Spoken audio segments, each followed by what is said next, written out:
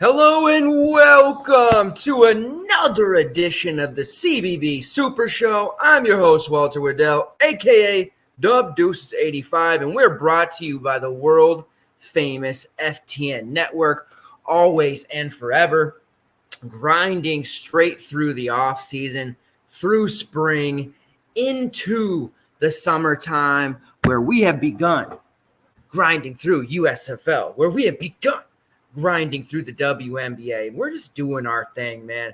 Got the fresh cut, starting to get background things going, as you can see on each side of me. This is probably not the final location that I'll be going. Still working in the garage, still building it up. I will have my final thing with the bare bricks, the posters, the soundproof area in the garage. I think that's what I'm going to be doing, so I'm excited for that. And I'm excited to continue each and every week to talk college basketball with you guys, the diehards who continue to watch, listen, and vibe with me as we talk through all of the off-season moves that have been going on. There's been a lot. Today was the draft deadline for early entrants and underclassmen to either decide, number one, they're going to stay in the draft, or number two, I guess an A or a B situation, they're going to come back to college. And there's been some significant moves throughout. I am going to be talking about the SEC today. That is the primary function of tonight's show. We're going to talk about who's coming and who's going and what's happening with the SEC. That's going to definitely take some time. But beforehand, I definitely want to at least talk a little bit about who decided to stay in the draft here on this deadline, at least for relevant players, and who's deciding to come back to college, who's going to go in the draft, all of that good stuff. There is quite a bit to get through, so I don't want to spend too much time, but some of the names to know, obviously Zach Edey's coming back to Purdue. Kind of figured that. He doesn't take threes. His game's not really that well suited for the NBA. So Edey back to Purdue, he's going to be a monster. Oscar Tshiebwe is going to go pro, not going to come back to Kentucky. That's definitely a rough news for Kentucky. But I think at this point, Oscar, he's won a Player of the Year title. There's really not a whole lot of improvement that he can have from going back to college. So definitely understand that decision by him. Arthur Kaluma has withdrawn from the draft. I think that ultimately is the best decision for him. He's in the portal, so he won't be going back to Creighton. There are several teams in on him. Texas is one of them. I love my adopted team, the Longhorns, because of my man Dylan Dessou.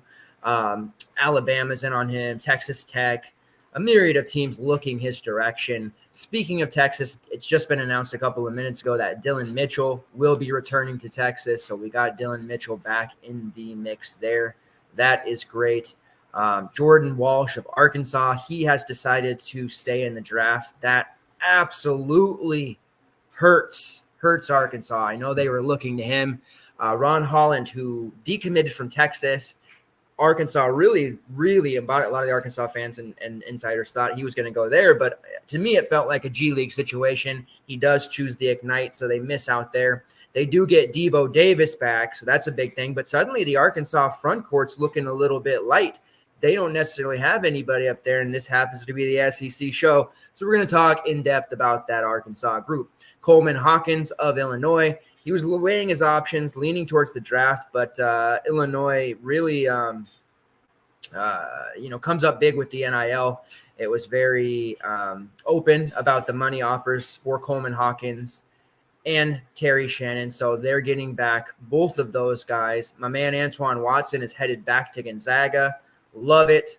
Absolutely excited about Anton Watson. He actually has an opportunity to break school records. He's going to, assuming he plays a full season, I think he's going to be top 3 in games played for Gonzaga. So that's huge. Malachi Smith will stay in the draft, will not be going back to Gonzaga. So you have that news there. Let's see.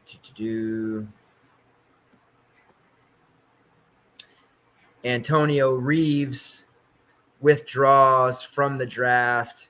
Chris Livingston will be staying in the draft for Kentucky. So Reeves, it sounds like Reeves may end up hitting the portal too. We'll have to see because he's a grad transfer. But Livingston, I kind of figured that would be the case. My man, Deron Holmes, withdraws from the draft. He's going back to Dayton. Dayton's lost some pieces, but I love Deron Holmes. He's an absolute star. He is going to be a big time. Like, legitimately, Deron Holmes could be a first-team All-American playing for Dayton. He's definitely going to be the preseason All-A10 player, preseason A10 player of the year. There's no doubt about it. UConn, who I have said, championship window is open for 4 to 5 years. I stand by it. They did get, as they call him, Mr. Triple-Double back, Tristan Newton. However, Andre Jackson will be staying in the draft. That's a tough one. I can understand it because, you win a title, you kind of go out on top. What do you got to gain from returning, right? There's only usually negatives to come back if you're well-established and your draft stock won't be any higher. So I get it from that standpoint, but definitely sucks losing him. But I stand by it. Connecticut's still a championship ball club. Surprising, shocking to me, Trey Alexander of Creighton will be returning. I thought he would stay in the draft. So Creighton gets him back. Creighton gets Ryan Kalkbrenner back, and, of course, Baylor Shireman. They lose Arthur Kaluma and Ryan Nemhart, but they get 3 of their key pieces back. We'll see how that runs. I'm a bit surprised to see Terrence Shannon return. Kasai Tamanega, who did the I'll tweet it out here. I put it in the Discord, but he drops the Jordan, I'm back thing. Will be returning for Nebraska. That's pretty comical, Kasai Tamanega. DeAndre Williams, who turns 27 this year, is looking to get a waiver to play another year for Memphis. I don't know that he'll get it, but he is looking for that waiver. The waiver, let me see. Let me see what that would be for. He's played 3 years. His mother said her son would not be returning, but he says he would be returning. And this would be a COVID year for him. Players enrolled then. He's only played 4 years of college basketball, 1 at Evansville, 3 at Memphis. Did sit out in Evansville for the 1 year. Ineligible to play for academic reasons. Classified as a year-in residence. And it did count against his 5-season clock. But it sounds like he's trying to get a waiver for that to give him his technical 5th season of playing. Basically, year-in residence isn't a value. They can evaluate it and make a ruling on it. I don't know the precedence for that year-in residence and ruling. There isn't any looking at it. I haven't seen any rhyme or reason in the past why they would give a waiver or not give a waiver. But again, DeAndre Williams at 27. I mean, he's a great collegiate player. He's going to end up playing overseas, of course. But my God, 27 years old, that would be insane. Jalen Clark staying in the draft. We pretty much figured that would be the case. Miles Kelly comes back to Georgia Tech. Jamal Shed comes back to Houston. Let's see. Mike Shravajams exits the draft. He's the Dayton transfer. Didn't play much, but he is getting looks from Nebraska, Pittsburgh, Indiana, and Memphis. So somebody to keep an eye on. Death blow for Baylor. Adam Flagler staying in the draft. Baylor's in real trouble, guys.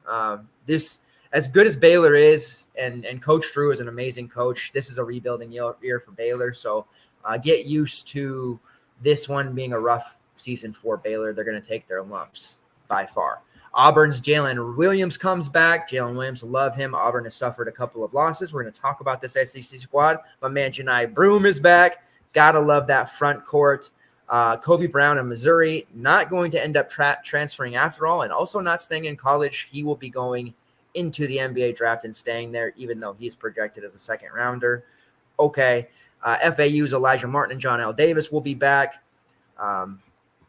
Those are the main ones. And Isaiah Miranda withdraws from the draft, NC State transfer. We'll see what happens there. Oh, yeah, and Julian Phillips will remain in the draft after Triple J, Josiah Jordan-James of Tennessee, decided to come back to college. Julian Phillips, who hit the portal, is deciding, because of the fact that he is getting first-round grades from scouts, decided that college won't be for him. Tennessee, man, they've had a couple of players who they weren't all that great in college, didn't have an opportunity. They would have been good if they stayed and developed, but they're going to go the pro route. We'll see how that works out for them. But that's the main stuff. There are others that I haven't caught up on yet, just because I've been doing my notes for the SEC show. But the other ones left that I'm expecting announcements for, if they haven't come already, and that I'm looking for, would be Paul McCahey, Damian Bowe, Emmanuel Miller, and Chase Oddish. So let me do a quick run through on those and see what the word is, because I think the deadline's coming in here soon, right?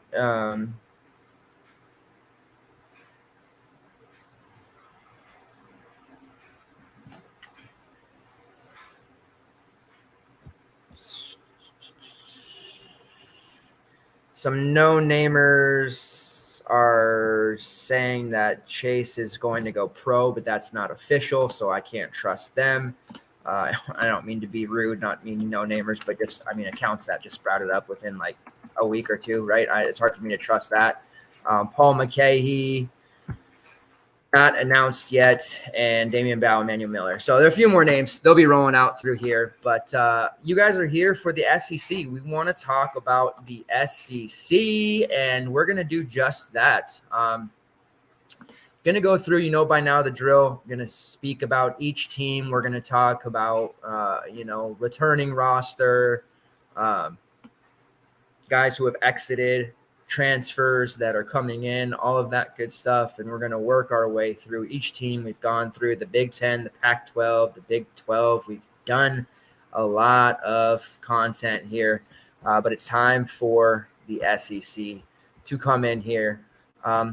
Also, real quick, just to go back to the Pac-12, I just want to get my shot in at the Washington State Cougars, who are going to have a really bad roster. Joseph Yesefu is going to be having like 40% usage rate there. Justin Powell has decided to keep his name in the draft and go pro. Didn't work out for Powell at all at Auburn, Tennessee, Washington State, but was definitely in line to be a key piece for Washington State, at least in terms of usage. He will not be sticking around. Tough blow for the Cougars. You absolutely hate or love to see it if you're a Husky fan. Last time I checked, I am a Husky fan. I do love to see it.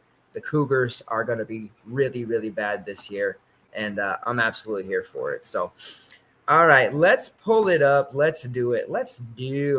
All right, let's start with Alabama, guys. Alabama has a lot of work to do, right? Brandon Miller's off to the NBA. We knew that would happen. Whatever happened with the off-the-court stuff, say what you will. That stuff is in the past. We're moving forward. Noah Clowney, same deal. Talented freshman going to the NBA draft. Jaden Bradley, we know he's off to Arizona. We talked about that. Noah Gurley is officially out of eligibility. Don Welch, same thing, out of eligibility. Namari Burnett is off to Michigan, which with Caleb Love now gone, we talked about that last week. And Caleb Love is actually off to Arizona, surprisingly, enough. As crazy as that is, I don't even want to talk about that. It's interesting move. I'm scared to face him, but I know Arizona fans are a little bit leery about him. And Charles Bediako, surprisingly going to stay in the draft. I guess not surprisingly because he's an interesting prospect, but I really thought had he stayed in college, this would have been a massive, massive year for him. So a total turnover for Alabama. I think they'll be taking a step back quite clearly with the roster that they have. They do have really intriguing pieces coming back for, their second and third seasons. And they do have some transfers coming in that I think will be really strong pieces for them as well, at least in terms of DFS purposes. I just don't know how many wins it's going to translate to in a tough conference like the SEC. Definitely expecting them to be less of a force when it comes to the tournament, and overall games won, I think they take a step back. We do know at this moment in time, Mark Sears is in line to take a massive amount of usage. He's going to absolutely be, coming into the season prior to the summer tournament or the summer foreign trip. A lot of people thought, Ohio transfer Mark Sears is going to be the star of the team. Brandon Miller just exploded and it's his team. I think this will actually be the season in which Mark Sears takes that role as the alpha. Coming into it, he averaged almost 13 points per game, solid numbers across the board, a good passer, decent defender. He can definitely run this team. And I think he does that. So Mark Sears is the guy that I personally think will end up being the main key cog / leader of this squad. To me, it seems quite clear that will be the case. Javon Quinterly, who just earlier this morning, in fact, did decide he will use his final collegiate season to return to Alabama as well. That's huge news for Alabama, getting Quinterly back. Along with Sears, basically the two key pieces to the team. And Quinterly's been around the program for a while, but we'll be torturing DFS community and fans alike for one more season, one final year. And then also Rylan Griffin and Nick Pringle, both of which have amazing upside. As far as the Alabama younger players go, with Miller and Clowney, obviously we knew they were good. And Jaden Bradley, who's off to Arizona. But to me, Rylan Griffin just looked like a guy that could absolutely be a star. Now, I'm seeing the pre-draft workouts and all this other stuff, but, man, he looks like a legitimate star, somebody who's absolutely going to work his way into a first-round draft pick.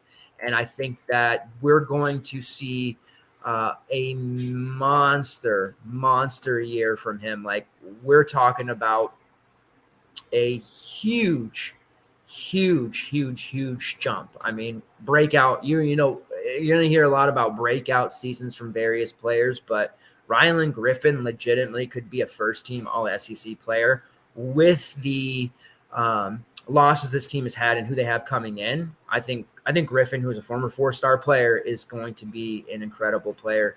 I'm really excited about how well he's going to be. And I think he'll come into the season actually pretty underpriced.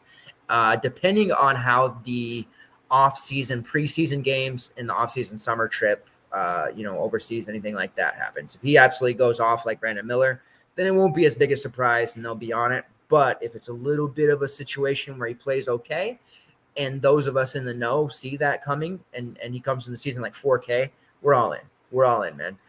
Nick Pringle also returns. Nick Pringle, he is a former Wofford transfer. He had his moments this year. He is a bit of a fouler. That was one of the main issues, but you saw a guy who could own the glass, and he did it several times. In the NCAA tournament against Corpus Christi, 15 rebounds, 19 points in 21 minutes. Obviously, it was a semi-blowout, so you got that opportunity, but you really saw what he was capable of. And then you go back against the Georgia game, which was a blowout, in which he had 19 points, 12 rebounds there. So we're looking at a kid here in Nick Pringle that's going to, especially in the non-con portion of the schedule, probably put up some huge numbers. It remains to be seen what happens as the SEC season comes into play. But heading into last year's SEC season, you saw Jackson State 22-9, 13-4 against Mississippi State into this SEC. And then he had a game against LSU in which he had 19-7. We definitely saw Pringle blow up and have these monster games throughout. He's a guy that I'm definitely going to be interested in. And I think that you could definitely run him in the starting lineup and slide right into the Bediako role, perhaps, right? In terms of size, he's, about 6'10", 6'9", maybe not having the girth of one Charles Bediako. Bediako being, maybe like 230, 240. But, looking at it, I think we're seeing Pringle play that role. And I really think he'll do it well. Getting the fouls under control, watch out. Davin Cosby, who's a redshirt freshman, is back. They do get a couple of, top 100 kids here. Sam Walters and Chris Parker, as well as a 4-star and Mo Diobate.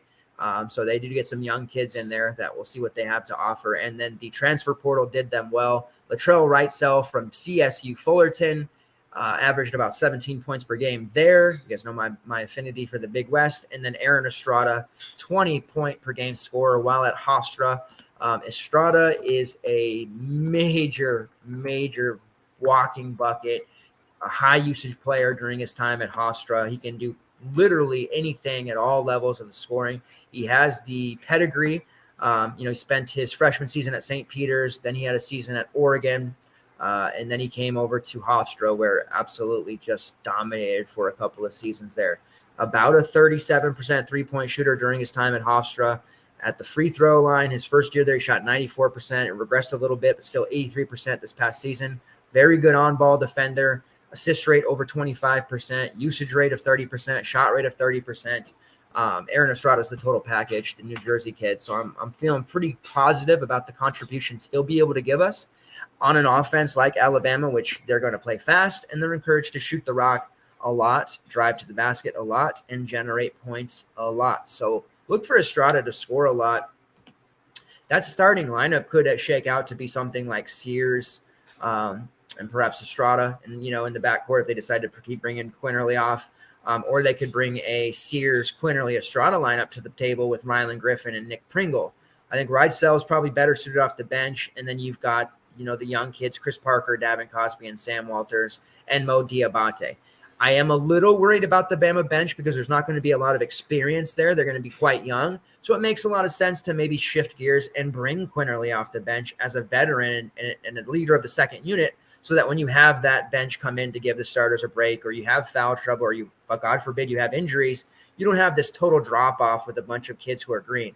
Either that, if they're going to run the kids off the bench, then they better get a ton of work this summer. During the non-con against easier opponents, they better give them 20-plus minutes, because if they're not prepared and ready for the SEC season, they will get smacked. You guys know how tough that conference is and how difficult it can be for freshmen to assimilate. They absolutely have to get those guys work. And if they don't, they're going to be in big trouble. So at least they have the option to bring Quinterly or Wrightsell off the bench.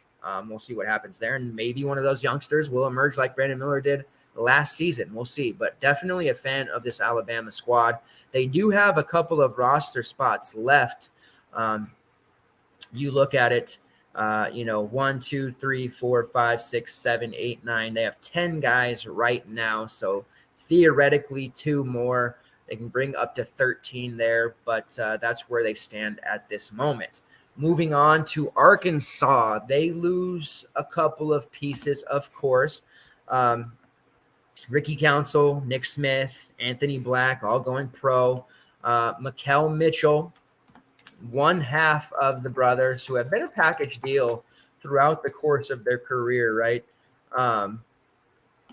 Maryland, Rhode Island, Arkansas, they've been around, and now they're going to be split as Makel went to the transfer portal, and basically we're going to see a situation where they're not playing together, and he's going to Little Rock. So I forgot. I thought they were in the Sun Belt the other day. I tweeted that out, but I meant the OBC. That's where they switched to last year. So Makel Mitchell bringing his talent, and a former Arkansas player in KK Robinson, both going to Little Rock to play in the OVC, and they look like a pretty damn solid team. That might be, remember during the mid-major, low-major show about a month ago, I gave you guys some futures on teams that I really liked, the Austin Peas of the world, Boise States, teams like that.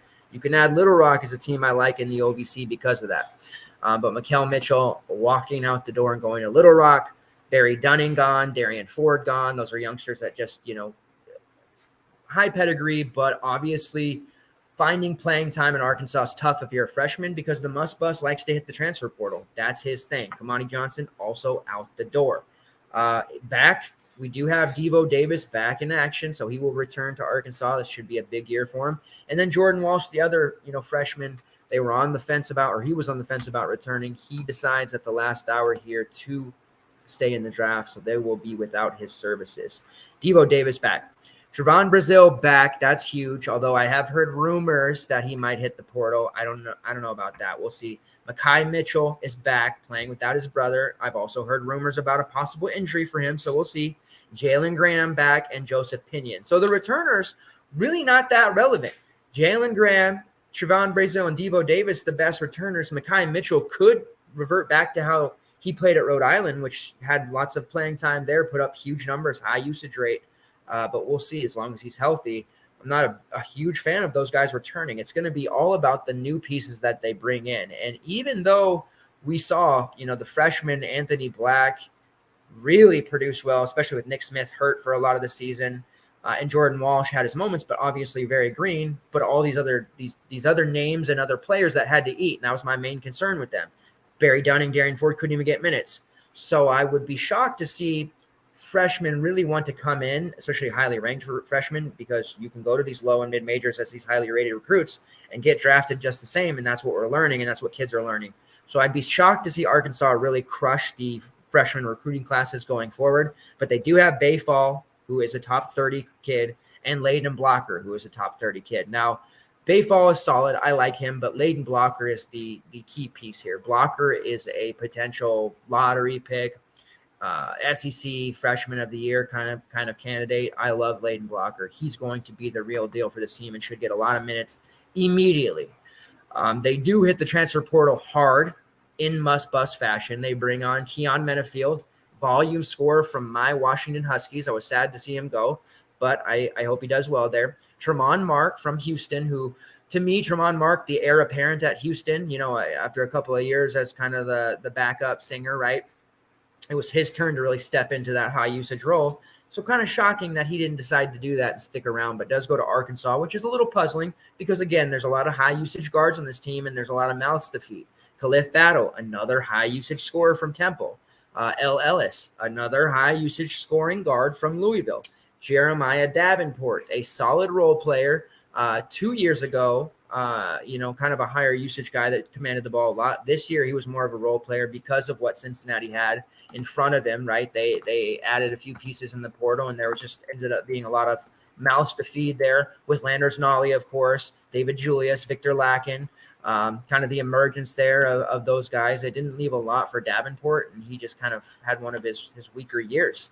But he is going to join Arkansas as well. So you're looking at a roster with a lot of high usage guys that I worry about. DFS and prop betting purposes, I'm going to be really hard pressed to get this team right. There's going to be times just like this past year where, people run to roster Keon Menafield at 6K and he explodes for 30. That's great. Then there's going to be times where people roster Tremont Mark at 7K and he drops 5 fantasy points. Like, this is actually going to happen. When you look at this Arkansas roster, we're talking about 1, 2, 3, 4, 5, 6, 7, 8, 9, 10 guys deep probably. They have 12 on the roster right now. Again, Mekhi Mitchell, Jalen Graham, Khalif Battle, Jeremiah Davenport, L. Ellis, Trevon Brazile, Tremont Mark, Devo Davis, Keon Menafield, Joseph Pinion, Layden Blocker, and Bay Fall. Blocker, Menafield, Brazile, Battle, and Ellis are all going to need the ball in their hands. And Devo arguably will too. I know Devo can be an off-ball guard and he can do some things on defense and produce, but you have at least 5 guys that have to have the ball in their hands constantly in order to be impactful. Tremont Mark's so used to being the off-ball guy anyways. Maybe he's fine being in that role, but I would have thought he wanted a higher usage role. So if you take him as a guy that wants the ball in his hands, that's 6 guys on this roster that need the ball in their hands a lot. I don't see how that works. I'm very leery about it. I'm not trying to be a hater of Arkansas, but the way this roster is constructed, it makes even less sense to me than last year's roster did. I see Johnny popping in there. Talked about the returners. Edey back with Purdue. Definitely exciting for them. Still going to come down to guard play for Purdue, so it depends on how much you believe in their guards. And Blue Jays got a lot better with Alexander coming back and Kalkbrenner. Yeah, but they still don't have a bench, and they're missing Ryan Nembhard and Arthur Kaluma. So you have Baylor Shireman, Trey Alexander, and Ryan Kalkbrenner. You have the Utah State kid who transferred there. Who else do you have?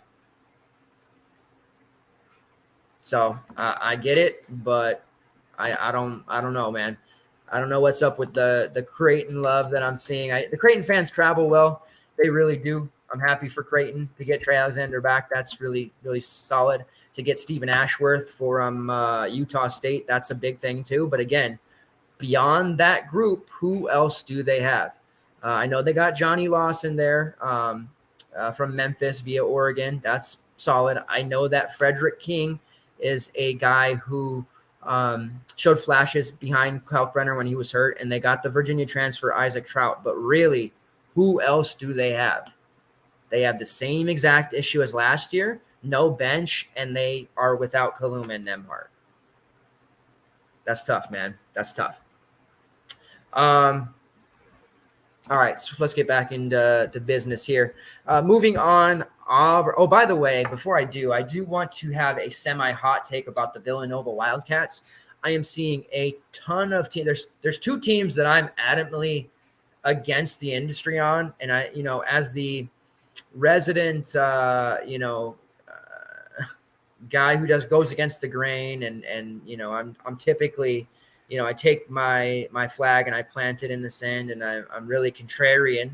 That was the word I was looking for, compared to everyone else. But people are down on Virginia and people are way over on Villanova, and I'm vice versa. I'm very high on Virginia. I think the pieces Virginia have are very good.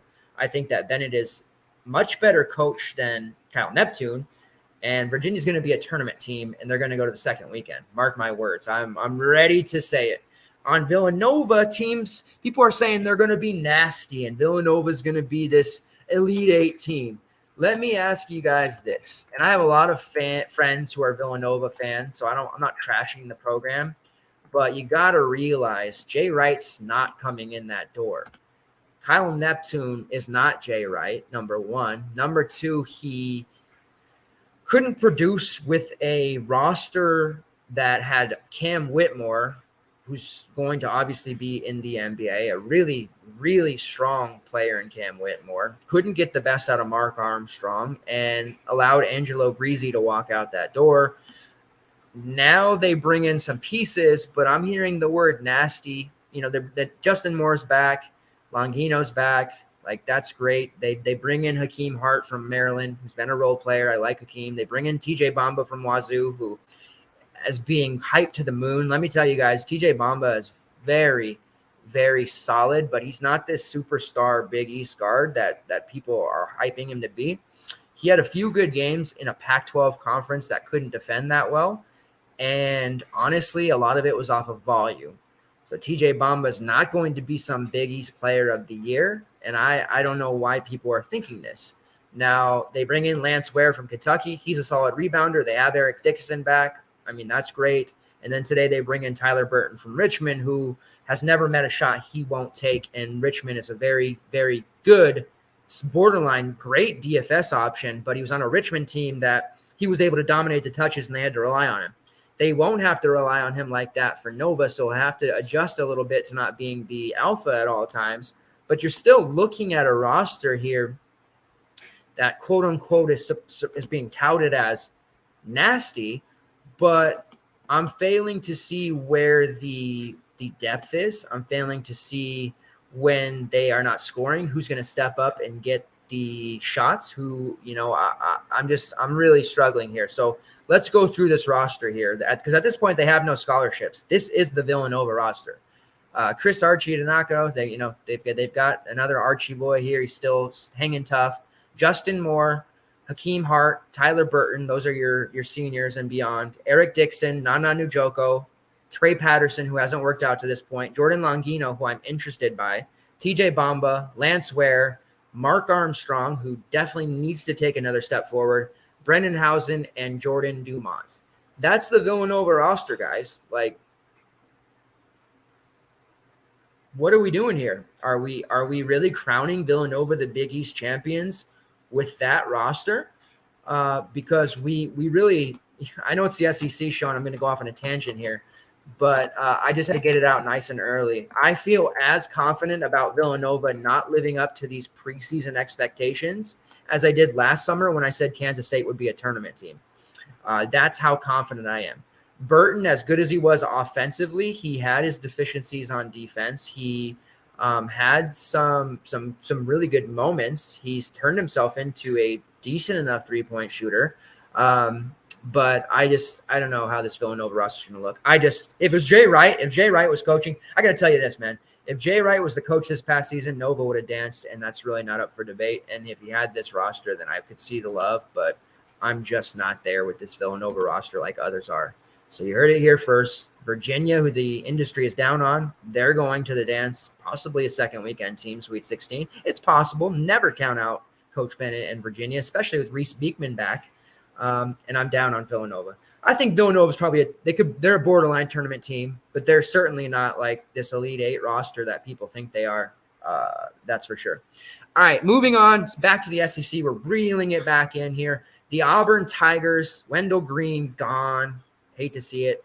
He was very nice for this roster. Johan Traor, we know it didn't work out with him. Chance Westry, gone. Liar Berman, gone. Giuseppe Jasper, I believe, finally out of eligibility. And then, of course, our man, Alan Flanagan, Flanny, as we affectionately call him, off to play for his dad, who is going to be assistant coaching at Ole Miss with Chris Beard. So he'll be in conference there with Ole Miss, who we'll talk about here in a minute. But the big news is that Janai Broome, who absolutely tore up all pre-draft camps, all pre-draft tournaments, all the combine games, and all the scrimmages, absolutely flawless. Definitely was an NBA draftee. Borderline, probably late first, most likely second. He is going to be a candidate for SEC Player of the Year, first team All SEC. His draft stock will definitely sky high here, especially with Oscar going away and SEC, having a bit of a changing landscape here with some of the teams.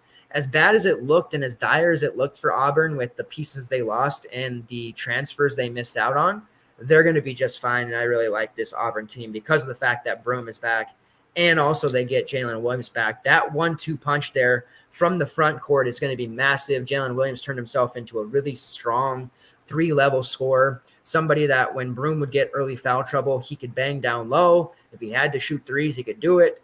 Fouls sometimes an issue for him because of how aggro he can be, but getting those two pieces back, fantastic.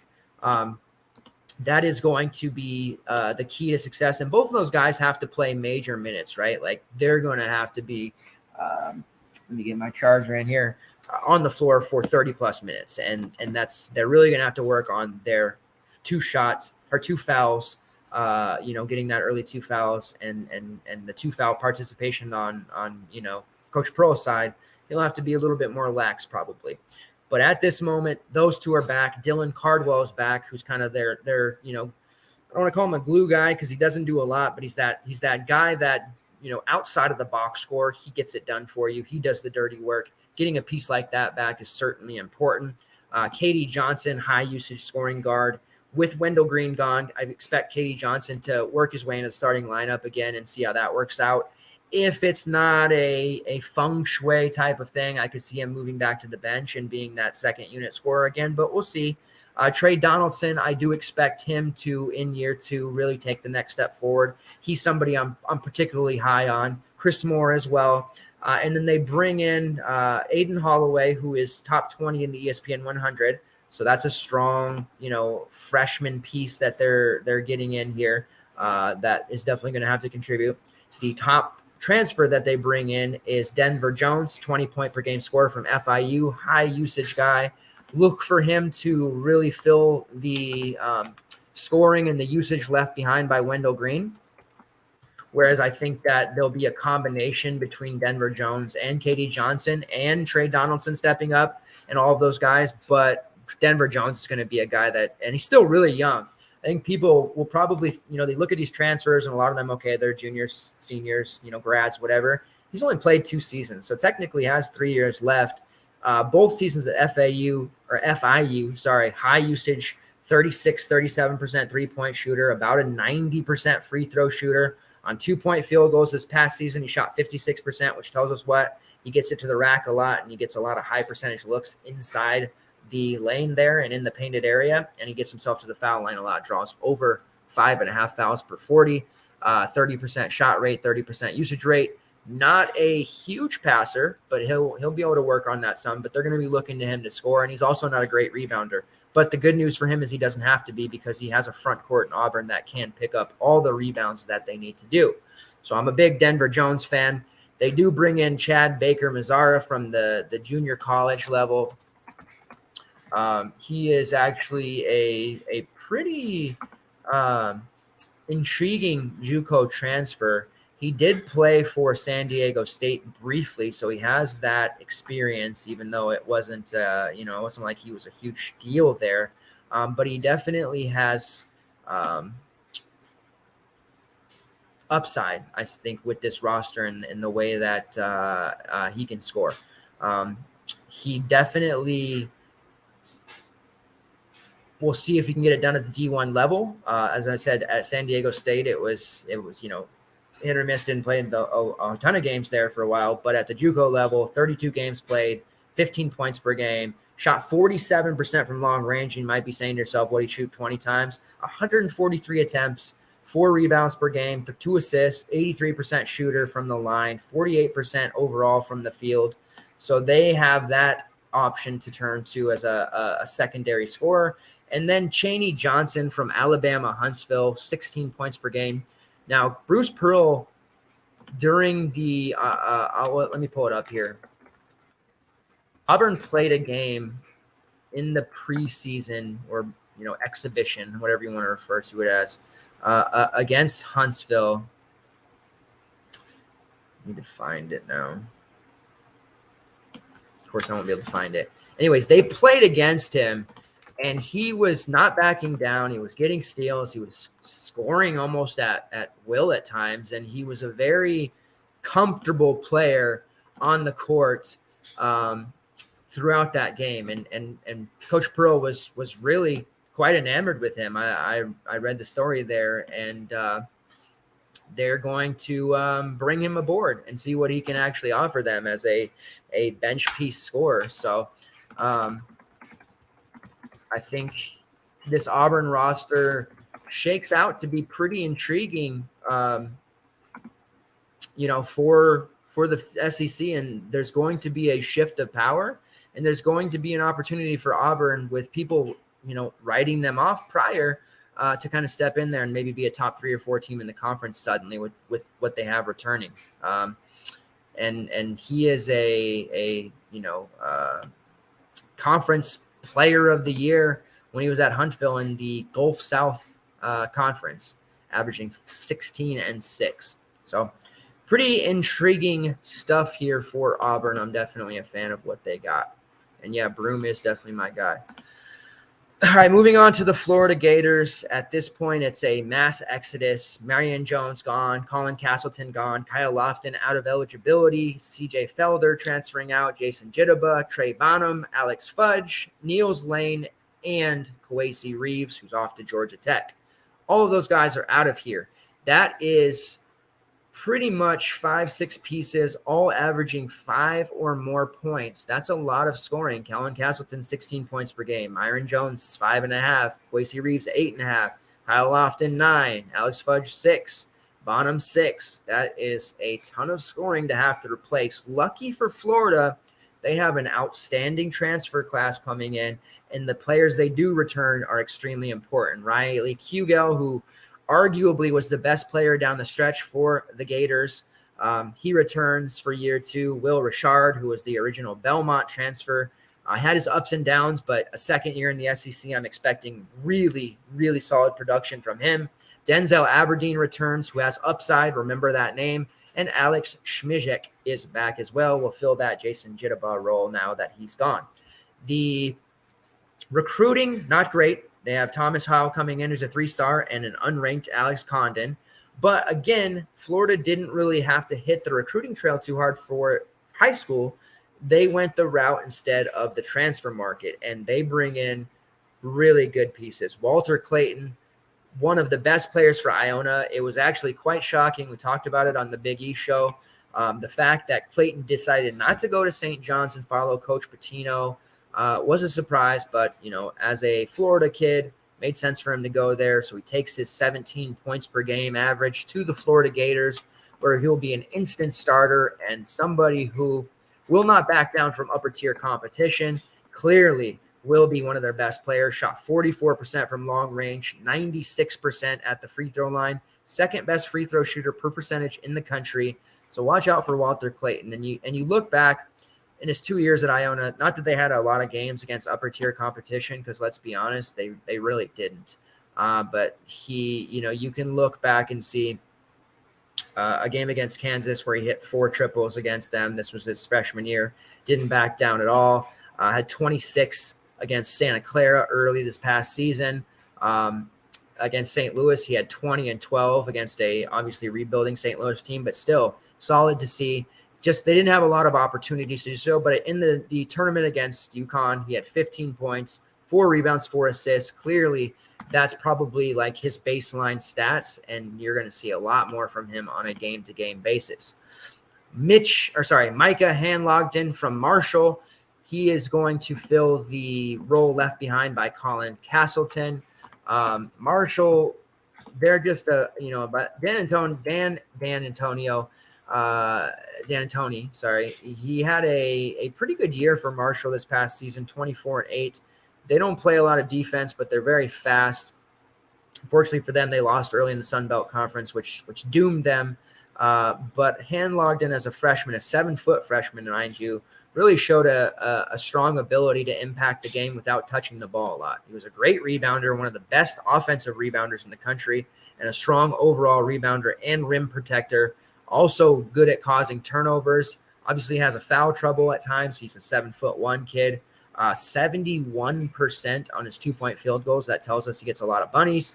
He only shot 12 threes, made 1 of them, so that's not going to be his game. But again, he's going to fill that rim protection and paint warrior role left behind by Castleton, and he'll definitely have his use and viability early on. Tyree Samuel comes over from Seton Hall. He'll be a strong player on the wing, kind of taking over, the role from Alex Fudge and Quasi Reeves. And then they also bring in EJ Jarvis, who was at Yale, averaged about 11, 12 points per game. Another guy who has versatility, can score a little bit, played the 4 a lot, strong rebounder, solid enough 3-point shooter, about 41%, only on 32 attempts, but he's that kind of guy, like, he'll take it if you leave him open and hit it, and a really good rim protector as well, 9% block rate. So Florida has athletes coming in, they have rim protection coming in, and they have lights out scoring coming in. So I'm really liking what I'm seeing here from this Florida roster, and they still have some scholarships open. There's players that they can bring in, but at this moment in time, we're probably looking at a starting 5 of Riley Kugel, Walter Clayton, Will Richard, Tyree Samuel, and Michael Hanlogden. That allows them to bring EJ Jarvis off the bench for some punch. Denzel Aberdeen, who I'm expecting to take the next step.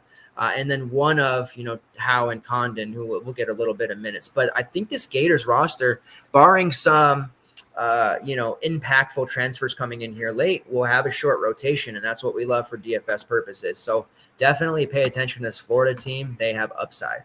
Moving on to the Georgia Bulldogs, Terry Roberts, love Terry Roberts. Really, really wish that he could have stayed healthy or even been on a different team, but he will be staying in the draft. There was a slight chance he would be back, but that slight chance is now gone. Cario Oquendo, of course, is off to Oregon. Get out of here. Braylon Bridges, gone. Kyron Lindsey transferred out. Jalen Ingram, gone. Mardez McBride, gone. Jackson Eder and Juswan Holt, gone. My man Juswan Holt, south of Seattle and Tacoma, kind of was thinking maybe he'd come to the Huskies, but he decides to go to Kennesaw State instead. So, quite a bit of significance. Pretty much nearly the entire starting 5 gone for Georgia. Obviously, guys like Justin Hill, who are returning, were in the starting 5 at times as well, but a lot of pieces out there for Georgia. The main returners, Frank Anselm, Justin Hill, Jabri Abdur-Rahim, and Matthew Alexander Moncrief. Still waiting for that Moncrief explosion. I will, as long as Moncrief's in college, I will stand by it. He's going to break out. He's going to have, we know the whole point forward thing that they talked about at Oklahoma State never materialized, but he's really good. We gotta just let him, we gotta turn him loose. We gotta turn this man loose and let him play 30 minutes a game and let him play it through it. If he can't compete and he can't produce, the first, month and a half of the season, then okay, I'll be prepared to admit he's not going to work out, but I still have the faith. They do bring in a couple top 100 kids, Lamarian Jordan, number 83 in the top 100, Dylan James, number 90, and a 4-star by the name of Silas Dermari. So some younger kids coming in, and then they hit the transfer portal pretty well. Jalen Deloche, 10-point per game scorer from BCU, a tough rebounder. RJ Melendez from Illinois, a random elite rebounder once every 10 games. Solid enough scorer. Definitely has some work to do on his overall game. They also bring in number 53 in the ESPN Top 100, Blue Kane. Very cool name, I know. A 20-point per game scorer from Niagara, Noah Thomason, who I like a lot. And a transfer, RJ Sunahara, a 19-point per game scorer during his time at Nova Southeastern. Not Villanova, mind you, but Nova Southeastern, which is actually, I believe, in Florida. So yeah, they've got some scoring punch coming in. They'll have to figure out their pecking order here early. But roster wise, they have no more scholarships left. We're probably looking. Oh yeah, and they do get. I almost forgot. I believe Russell Chua from South Florida. So they've got some interesting pieces here. It's going to be your typical kind of lowly Oregon program, though. I don't know that anyone in this roster will necessarily become a superstar, but for DFS purposes, I think Thomason can have value. I think Blue Kane may be turned loose from day one. He's that kind of scorer. And I do think one of Jabri Abdur-Rahim, Frank Anselm, or RJ Melendez will have DFS viability from time to time as well. But overall, it's a roster that certainly doesn't strike fear in anyone, but we'll see what they can do with it. Moving on to Kentucky, it's been a really, really rough day and rough offseason for Kentucky. You know, Severe Wheeler heads to Washington. We know that. CJ Frederick's gone. Damian Collins dips. Lance Ware goes. Jacob Toppin goes. And then we're at a situation here. Cason Wallace, we know it's gone, where Oscar Tshiebwe decides to remain in the draft today. Chris Livingston decides to remain in the draft. And Antonio Reeves, who pulls out of the draft, may decide that he, as a grad, doesn't want to play for Kentucky anymore, although I think it would be silly of him not to. Looking at the roster right now that Kentucky has, it's tough. It has no depth, and it has no experience, no veterans. That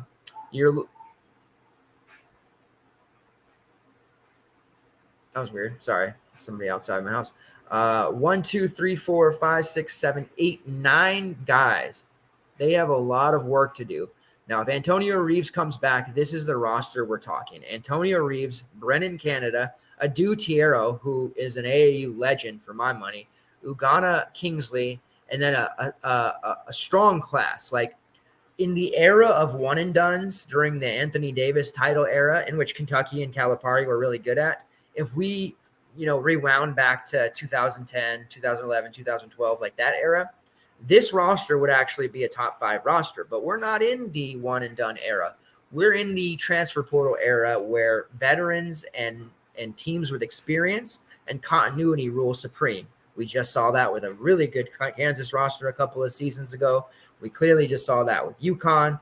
I mean, we're seeing a different approach to it. And I think ultimately at the end of the day, a solid mix of both high caliber freshmen and high caliber transfers will be the winning recipe, but Kentucky clearly doesn't have that mix. Excuse me. So Kentucky brings in the following. Top 5 kids in Justin Edwards and DJ Wagner, of course, DeJuan Wagner's son, who decides not to go to Louisville, but instead Kentucky. Top 10 kid in Aaron Bradshaw. Top 15 kid in Robert Dillingham. And top 25 kid in Reed Shepard. So they have a great class. Those freshmen are going to have to step in and play huge minutes immediately. And that's usually a recipe for disaster. Kentucky has a lot of spots to fill. Theoretically, they have to get 2 more impactful players, and then they can backfill the rest of their roster with, JUCO kids or a walk-on or whatever.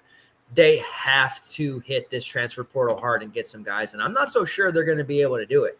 This is really tough. As of now, if Antonio Reeves decides to come back and play for Kentucky, we already know he's going to be back in college, then I think the roster will be okay enough, depending on who they add for these last 2 or 3 pieces. If Reeves leaves, they're going to go through a lot of growing pains. And it'll be that type of roster for Kentucky where, kind of famous the last 5 years, they fall on their face. They have to, they have the non-con where they do well, but the first part of the SEC season, they get smacked. Then they midway through, they start gelling together. They go on a winning streak. People start thinking they're going to make a tournament run. They end up losing early in the tournament. Like, that's just, this roster right now is tailor-made for the Calipari special, which is, kind of sleepwalk through the non-con, struggle in the first part of the SEC season, win a bunch of games to end the year, to fool the media, and then drop out in the first or second round. This freshman class they have coming in is fantastic. Do not get me wrong. And I don't want to be called a hypocrite because on the UConn class, I'm all about it. I think UConn's freshman class is the best there is in all of college basketball. But they also have veteran pieces, championship winning pieces. Hell, Tristan Newton back that are coming back, and they're a mix of new and old, and that's what you need to win a title. Kentucky just doesn't have it. I mean, Antonio Reeves, without him, the returners are Brennan Canada, Kingsley, and Adutiero. None of those guys were impact players. So Kentucky is in trouble. It's not a great time for Kentucky right now. Clearly a mid-tier SEC team. And that's only because Georgia, I mean, what the hell, right? What is Georgia going to do? South Carolina, they have pieces, but at the end of the day, they're not going to be particularly good. Vanderbilt's going to be a relatively young team. Missouri, they have pieces, but, we'll see. Mississippi State, they don't have anyone that scares me, even though I know Tolu's back, so just a second. But right now, I'd slot Kentucky right directly in the middle of the SEC, and I don't see them going any higher than that. And I know, Kentucky fans will beat you up for saying that, but they got to be realistic with themselves. You need veteran leaders. You need guys with experience to this roster. Now, my tune could change. They go out there and land like an Arthur Kaluma. Not going to happen. But if they do, then I'll change my tune a little bit. All right, moving on to LSU. KJ Williams, gone, out of eligibility. Trey Hannibal, gone. Justice Hill, gone. Justice Williams, gone. Kendall Coleman, gone, who I loved. Sean Phillips, who didn't really get a chance, but I think you'll see him blow up this year at a different program. Cornelius Williams, gone. Adam Miller, and Cam Hayes. A lot of pieces gone for LSU. They kind of go a total rebuild here on the fly. They do return intriguing pieces like Jalen Reed, like Tyrell Ward, and Derek Fountain, who's been around, but Fountain showing that upside, and Mwani Wilkinson, who's pretty much the last vestige linking the old LSU years with the new. LSU was competitive for so many years, taking all their strong ass offers under Will Wade, but Mwani Wilkinson, pretty much the last piece remaining from the Will Wade era. And yeah, I said that at the beginning. Kaluma, the two programs is looking like right now are Texas and Bama, but we'll see. I did see that. All right, so newcomers. They have a couple of 4-stars, Corey Chest and Mikey Williams. Not too sure what to expect from either of those guys just yet. I think if you in this era, if you're kind of a fringe 4-star, a guy like Mike Williams, you might see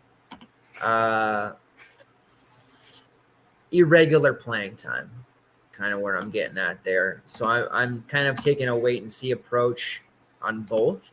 I think they're interesting for sure, but I'm not too excited about either of those players at this moment in time. Now, they do have some interesting transfers coming in, and one really intriguing guy because he's my guy, but a waiver is going to be required here. And that's something that we haven't seen yet with the waivers, how that process is going to go. We know the main one's going to be the mental health. And once that first domino falls, then we'll start seeing some other pieces come in here. But of course, my man Jalen Cook, who was at Tulane the last season, I love Jalen Cook. High caliber scorer, high caliber passer, great defender. Like, I'm all about Jalen Cook. The fact that he has the opportunity to come back to LSU and be on slates more often excites me. I just hope he gets that waiver. Will Baker comes in from Nevada. Of course, Baker, capable three-point shooter. Overall, a strong, secondary option to have on your team. Of course, a 7-footer that can hit threes. That's a bit of a unicorn.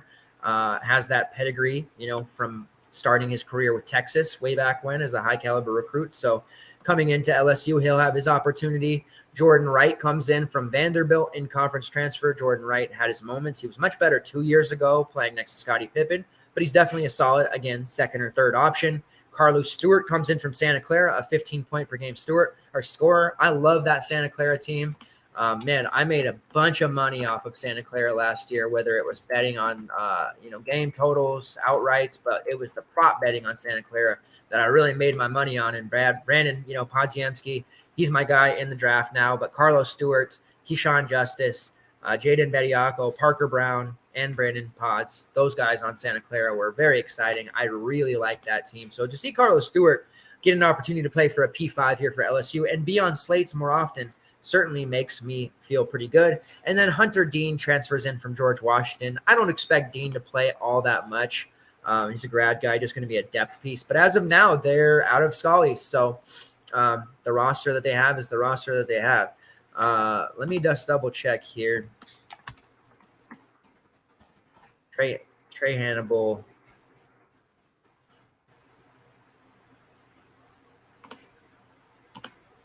So I don't have an official word on Trey Hannibal. I have in one of the documents that I got from somebody that he's on the roster, but I didn't see an official word. So as of now, I'm looking at Jordan Wright, Will Baker, Hunter Dean, Wilkinson, Derek Fountain, Jalen Cook, Carlos Stewart, Jalen Reed, Tyrell Ward, Mikey Williams, and Corey Chest. And I believe Damian Collins. Let me just double check that as well.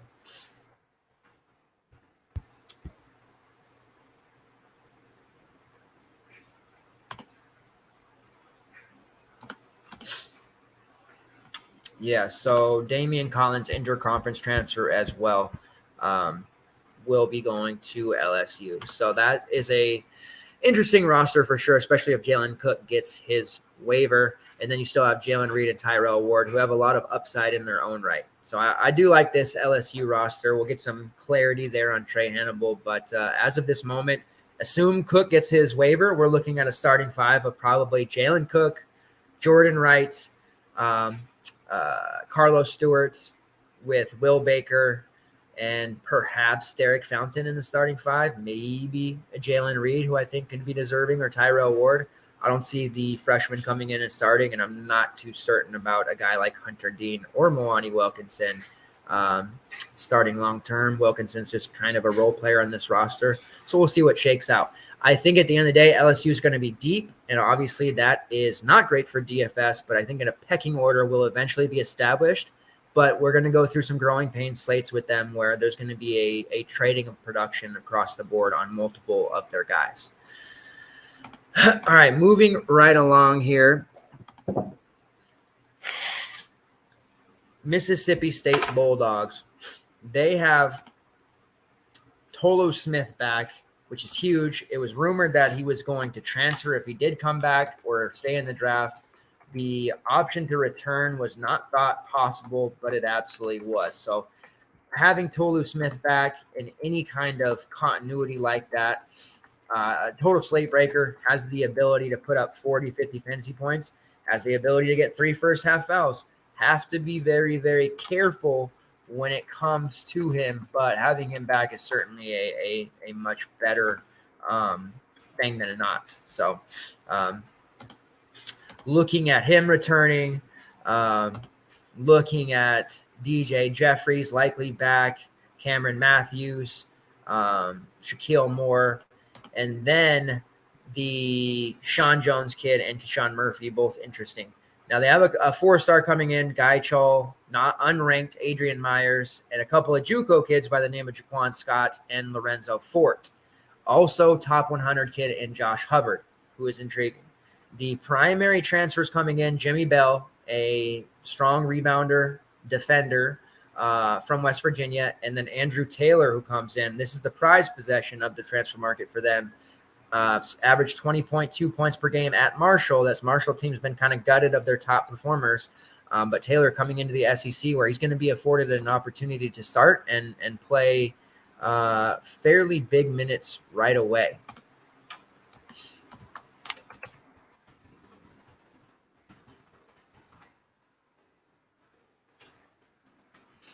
So we'll see what happens there. I just want to pull up their scholarships. I have so many different documents and tabs and all this other stuff.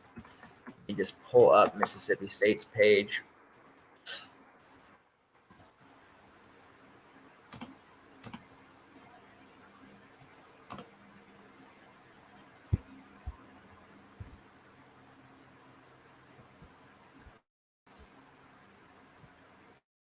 All right. Can you guys even imagine that Quinton Post was on Mississippi State way back when? All right. So as of now, 1, 2, 3, 4, 5, 6, 7, 8, 9. They're out of scholarships. So the freshman, Myers, Joel, Hubbard, Murphy, the pair of JUCO kids, Moore, Matthews, Jeffries, Davis, and Tolu, and then the 2 grad transfers in Andrew Taylor and Jimmy Bell. I like the roster. It's not exciting by any means, but I think there's a 2-man game that could develop quickly between Taylor and Smith. Taylor has the ability to not only fill it up from all 3 levels and put up big numbers. The Marshall offense just was, conducive to putting up huge stats across the board, but you're talking about a kid with a 24% assist rate, shot about 36% from long range, was an 83% free throw shooter, very high level defender, steal rate through the roof. Didn't get himself to the free throw line a whole hell of a lot, something you would like to see him do more of.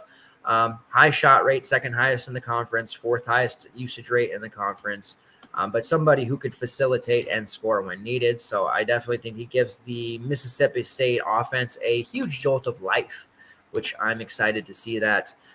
Probably a starting 5 between Taylor, Tolu Smith, Deshaun Davis, DJ Jeffries, and then one of Shaquille Moore and Cam Matthews. And then you've got the pieces like Murphy, Chol, Hubbard, Fort off the bench. And we'll see, I think with the way this roster shakes out, we'll probably see a bit of a revolving door. Like there'll be 4 starters that we see throughout the whole year. And I think the 5th starter will kind of rotate a little bit, which is something that we saw this past season as well. But again, nothing super exciting with that roster, but definitely has upside. They, mainly just lose Tyler Stevenson, Eric Reed, Kamani Hamilton, and Will McNair. Will McNair is going to end up being a big loss because he has a ton of P5 programs after him.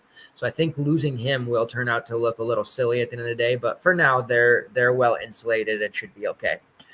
Missouri took a hit today. Even if Kobe Brown came back to college, he wasn't expected to come back to Missouri. So that was kind of a moot point anyways. But I think the fact that now it's become official definitely is a gut punch for them. You're losing a guy who was a role player his first year, right? And then just exploded on the scene and became one of your best players. And then, of course, they lose Demoy Hodge, who I loved, out of eligibility, just really came through in the clutch for us late in the season. Coach Gates, that's his guy. We'll have to go without him the rest of the way. Ronnie DeGray, gone. Mo Diarra, gone. Caleb Brown, also gone. And then Trey Gomillion, who's out of eligibility. They do get back Noah Carter, Nick Honor, and Aiden Shaw. Aiden Shaw, not a big factor, but Nick Honor and Noah Carter, clearly big pieces, played a lot of minutes for this Missouri team. And then Sean East, also not expected to be back originally, but it does, he's on the active roster or the current roster on their scholarship count at this moment. And I love Sean East. He's been up and down throughout his career. He's been at multiple programs. Towards the end of the season, he was so cheap, 4.5, 5K, and he produced well. Like, we're not talking 30, 40 fantasy point guy, but he'd put up the 3.5 to 5X number for us at low ownership. And towards the end of the season, he started getting a lot more minutes as well, and somebody that Coach Gates started to rely on. Played 22 minutes against Princeton in the tournament, 28 against Utah State. In the SEC tournament, he played 20 minutes against Bama, 30 against Tennessee. Prior to that, 22 against LSU, 32 against Auburn, 29 against Tennessee, 30 against South Carolina. Like, his minutes were trending up as the season went on. And now without Demoy Hodge, I think he'll be asked to play that 30-minute per game role that I really want from him. And as a Shawnee's fan, I'm definitely on board with that. This is an older team, so they have grad transfers coming in that are going to matter, and some underclassmen transfers as well that are interesting, and a couple of freshmen that will probably not necessarily be major impacts right away, but will eventually turn into so. A pair of 4-stars in Jordan Butler and Anthony Robinson, and the big prize here is the top 60 kid in Trent Pierce. So we'll see how that develops. They do bring in a 15-point per game scorer from Colorado State in John Tonye. The big news for Colorado State recently, right, was Isaiah Stevens deciding to use his final year of eligibility. So that's amazing for them. But he does lose his Robin to his Batman in John Tonye, who played a lot bigger than he was, 6'5" kid.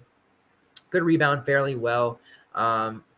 Made about 37% of his three-point shots, 82% foul shooter.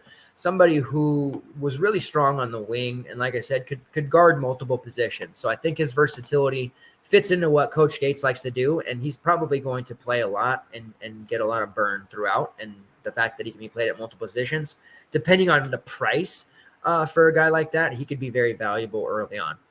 Tamar Bates, who comes in from Indiana. I think Bates will be allowed to flourish here at Missouri, so I like him as a long-term prospect. Caleb Grill transfers in from Iowa State. Iowa State, UNLV, Iowa State now, after being asked to leave the team for whatever that stuff was, now he comes to Missouri for his final year. And then from Campbell, Jesus Carolaro, who is an 11-point per game scorer. So they have some intriguing upperclassmen. They have actually 7 upperclassmen that are, and I shouldn't say upperclassmen because they have more, 7 guys who are a redshirt senior or higher. They do have a couple of other, upperclassmen like Kurt Lewis, Aiden Shaw, Tamar Bates, but 7 other guys who are registered redshirt seniors or grad transfers. Trent Pierce, Jordan Butler as their freshman, Anthony Robinson. So they have no more. This is their roster they're going to go to war with. There is no more scholarships. This is just such a Dennis Gates roster because you look at it. I mean, reading off the names, there isn't really any stars on this roster, but there's a bunch of guys who can definitely produce. Will put up these big games from time to time. There won't be a lot of consistency with that upside, but I think we're going to be looking at a lot of players that pose a high floor. We're going to be looking at a lot of 3.5 to 4X performances. And I know it's not sexy, but you'll be seeing guys who don't bottom out on you. And that's something that I'm really, quite intrigued by.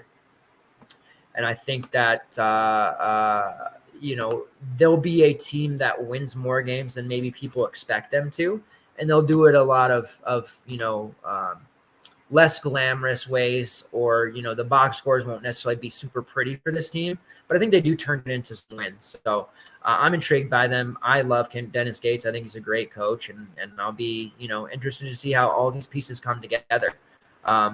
It does at this moment sound like, let me just double check here, because I was seeing conflicting things on my man, Isaiah Mosley, who, Mosley, he had his moments.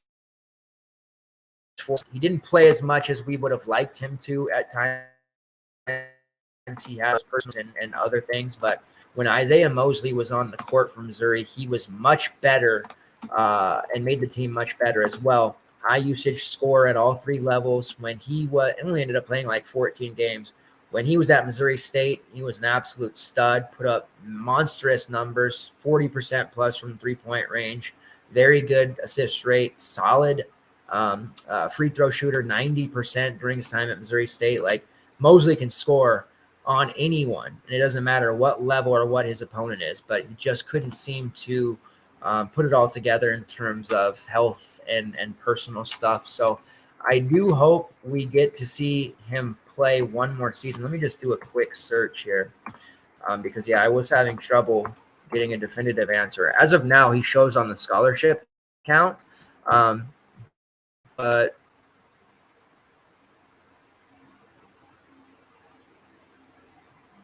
I don't have a definitive answer there. Right now, he's on their scholarship page. So to me, it seems we'll have Isaiah Mosley for one more year. So we'd be looking at Missouri starting group of Mosley, assuming everybody comes in the season 100% ready to go. Mosley, Nick Honor, Noah Carter, John Tanye, and then they're going to be a small roster. Man, they're going to be a really small roster. I'd say probably Sean East, but damn, they're going to be small. This team is going to be really small. I think we might have a DVP developing against Missouri where they're not rebounding very well. Aiden Shaw is going to have to play center for them a lot with Mo Diarra gone. So they'll probably, out of necessity, end up starting Aiden Shaw. But damn, they're going to be a really small team. That's pretty crazy. They do have the freshman Jordan Butler coming in, who's 6'10", so he may have to play more minutes faster than they might want, but that's where Missouri stands right now. All right, moving right along, Ole Miss. We got to start flashing through here. Ole Miss with Chris Beard and Flanagan's dad at the helm there. Ole Miss, anytime Chris Beard's around, you got to love the team, right? I know personal issues aside, Chris Beard is one of the best developers and coaches in the game. What he did with Texas Tech was great, and what he would have been able to do with Texas. I mean, when he's at Texas, look at what Texas is going through now. Like, I got my futures on Texas. I love the Longhorns. I think, Dylan Mitchell coming back is great. They're going to be a good team, but look at what Chris Beard was able to put together. The rosters during his time there, like, outrageous. And now without him, you're seeing, some drop-offs. He has built an immediate contender at Ole Miss here on paper. They do lose a ton, right? Deshaun Ruffin gone. That's tough. Emory Abram, who I think could turn into a star. Miles Burns, Robert Allen, James White, Josh Mbala, Ty Fagan, Javius McInnes, Theo Ekbuba, and Malik Ewan. So that is a ton of pieces to be gone for Ole Miss. They do bring back Matthew Morrell, who is one of their best scorers, of course. Getting him back, that's huge. Jamean Brakefield coming back. He was a key piece, a solid rebounder, an all-around player. TJ Caldwell back, who had to play some big minutes and grow up fast. But that's pretty much it. TJ Caldwell, Brakefield, and Morrell. Now, they hit the transfer portal hard, and obviously bringing in Flanny as a grad, he's going to be a starter and play lots of minutes. He can score, he can defend, he can pass. Love Flanagan. Better as the off-ball role. We know that from his high turnover rate when he plays the point. But him with Morrell is an intriguing backcourt. Jamarian Sharp, the giant that he is, coming in to play, the center position there at WKU. That's a big get. Brandon Murray, who will require a waiver coming from LSU to Georgetown, now to Ole Miss. And then Mo Cisse comes in from Memphis to OK State, now to Ole Miss. Both of those guys will require waivers, so we'll see what happens if they get one or both waivers. They're going to be phenomenal and very exciting indeed. And then, of course, Austin Nunez, who is an intriguing role player from Arizona State. I really like Nunez. I thought he showed flashes at times when they was given minutes at ASU. Obviously pretty raw, but definitely somebody who can contribute. 4-star Jordan Brooks, 4-star Rashard Marshall, 3-star Jacob Gazzo, and 3-star Cameron Barnes. So a bunch of freshmen coming in here, kind of some maybe stash freshmen, and then a redshirt freshman by the name of Robert Cowherd. So they're, I don't expect those guys to play a lot, but as of now, as long as Cisse and Murray get a waiver, you're looking at a pretty solid, 6-7 man rotation here that I feel pretty good about, honestly. And I would never doubt Chris Beard, regardless of his personal life. There's just no way I would ever doubt him. They also bring in a transfer from St. Mary's by the name of Jalen Murray. Sorry, not St. Mary's, St. Peter's. Let me give you the breakdown on him. St. Peter's, of course, was the darling a couple of seasons ago. Not so much now, lose a lot of their pieces, but Jalen Murray was a highest usage player on the team at 29.2%, a shot rate of 33.7%, shot about 36% from long range, 25% assist rate, and this is for you, Johnny, shot 85% at the foul line. Short, under 6 feet. This will be his third season in college basketball. His freshman season at St. Peter's, he shot about 30% from long range, had a high shot rate and high usage rate then too as a freshman. During his time there on the tournament team, that 15 seed that kind of, won our hearts over and went completely crazy. He wasn't necessarily a key piece to that, but he did log, 15 to 20 minutes. So he has that tournament experience. Against Kentucky, he had 8 points, 3 rebounds, 6 points against Murray State, 6 points against Purdue. He scored and played well enough and became a really big star for them in that year too. So he'll get some minutes and he'll be a factor in for Ole Miss immediately and kind of protects them a bit. Say Murray doesn't get a waiver, they've got Murray to come in there. They've got Jalen Murray to come in for Brandon Murray and build out a pretty good roster. So I like what they're doing here at Ole Miss. South Carolina. They are obviously, losing Gigi Jackson to the draft, kind of expected that. Chico Carter leaves. Hayden Brown's out of eligibility. Daniel Hankins Sanford, who has major upside, decides to go to the transfer portal. Ford Cooper, Javon Benson, and Trey Von Minnow, all to the transfer portal. All three of those guys had upside as well, but doesn't want to stick around there to see what happens here for this South Carolina squad. Now, Michi Johnson I have him here listed as in limbo. Let me see. Let me update my notes here on Michi Johnson. So he's returning. So we do have Michi Johnson coming back to South Carolina, where he will take a ton of usage and be a big-time star. He's going to be able to be off-ball here because they are bringing in Talon Cooper to run the point from Minnesota. That's going to be huge. Michi's going to be able to take his usage to a whole nother level. He averaged about 13 points per game this past season. I would not be shocked to see that hit around 16, maybe even 17 heading into this season.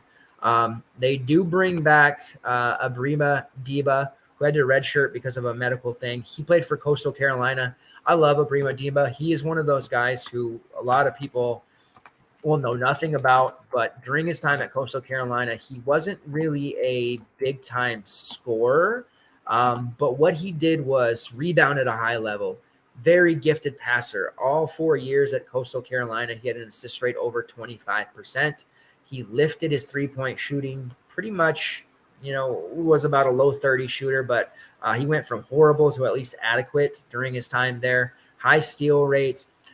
True shooting percentage was very high, not very high, but a lot higher than it had been his last season there. And he actually had a couple of games where he flirted with a triple-double and put up some high-caliber double-double type of numbers. He is definitely a player to pay attention to here and somebody who I think could wind up being a sneaky option because it's not going to be priced high. He may not even start for the South Carolina team, but I can guarantee you if he ends up getting anything north of 20 minutes a game, he's going to factor in from a DFS standpoint, as long as it's not like 8K or something ridiculous like that. I like Abrima Dima a lot. He is somebody that I've watched him several times throughout his time at Coastal Carolina, and I always came away super impressed. He had a game against Appalachian State a couple years ago where he had 10 points, 10 rebounds, 6 assists. I vividly remember it, a bunch of steals, a bunch of blocks. It was a game that was on the slate, and I had him during that time flirting with that triple-double. So count me in all the way on Abrima Dima here. Eli Sparkman back, Zachary Davis, Jacoby Wright, Josh Gray, and Benjamin Bosmans Verdonk. All those guys returning. They do bring in Talon Cooper from Minnesota as a grad transfer, as I mentioned, ran point for them, an adequate scorer. BJ Mack comes in from Wofford, Stephen Clark from the Citadel, and Miles Stute from Vanderbilt. They also get a top 60 recruit in Colin Murray Boyles and a 3-star in Arden Conyers. So definitely some interesting pieces there. BJ Mack averaged about 17 points per game at Wofford. Stephen Clark averaged about 16 during his time at the Citadel. I kind of like what South Carolina has been doing the last couple of seasons. They've been, kind of staying in the state, right? They're pulling players out. They got Hayden Brown from Citadel last year. Now they go and get Stephen Clark. Hayden Brown, the best player on Citadel a couple seasons ago. Stephen Clark, the best player on Citadel last year. Clark, very high usage rate, high shot rate, high assist rate, high block rate, draws a bunch of fouls. Not a great three-point shooter, but somebody who can be adequate. Obviously, the Citadel was not very good. They didn't play defense, 10-22. It's not as if Clark's going to come in here and be some sort of savior, but he will contribute, and he will never be rostered. He'll be a guy that you can just, buy low and possibly get some major value out of, but you'll have to pick your spots for someone like that. And then also going here and getting Mac out of Wofford, another team in the South Carolina area. Mac, highest usage on the team, highest shot rate, 35% three-point shooter, strong rebounder, draws a bunch of fouls. Like, they definitely have a type. So Mac, can play the 3, 4, and small ball 5. Clark can play the 3, can play the 4, could even play the 5. So I like the type of players that they're really kind of honing in on and building their roster around. The archetype being Gigi Jackson. Not that those guys have Gigi Jackson ability, but Lamont Paris definitely likes these versatile forwards that can play multiple positions, and that's what he's been able to kind of build his roster and do during his short time here at South Carolina. It looks like he's going to continue to build that way as well. I really like the fact that Josh Gray is back. Man, I love Josh Gray. Remember, what was it, the 20-14 game again had against Arkansas this past season? Getting him back. He's listed at 7 feet now, so I mean, he's going to be the starter at center. But Osmond's Verdonk's just there for his fouls. Gray's the real deal at center. Not going to give you a lot at the the scoring side of things unless he gets a bunch of putbacks.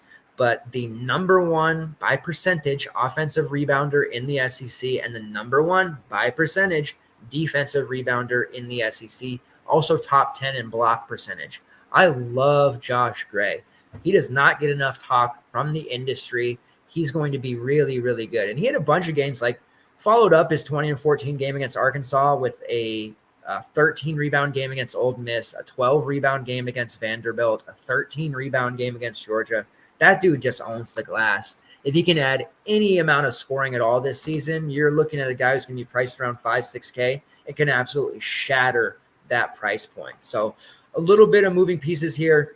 It's only going to help him at the end of the day. And Jacoby Wright really became a DFS favorite there at the end as well. But you're looking at a probable starting 5 of BJ Mack, Talon Cooper, Michi Johnson, Josh Gray, and Stephen Clark, perhaps, with Jacoby. And Jacoby Wright could start there, Miles Stute. Like, they have options. I actually like the South Carolina roster a lot. It'll speak volumes if Lamont Paris can turn them into an over 500 club without any superstars on the roster. But these are guys who are going to buy into his system, and I think you're going to be surprised at how good the South Carolina team actually shows out to be. All right, moving right along, the Tennessee Vols. Unfortunately, we got the news that Julian Phillips is going to stay in the draft. Too much upside, man. Just way too much. The scouts love players that are athletic like Julian Phillips. That was to be expected. I was really hoping for dynasty purposes that Phillips would be back. It wasn't a great first year for him. He didn't show himself to be a very adequate three-point shooter, which is something he's going to have to work on. Like I said, the athleticism is through the roof. He can defend at a high level. You can teach the kid how to shoot threes, turn him into a 3-and-D guy. Lately, the Vols have had players like that, though, right? Keon Johnson,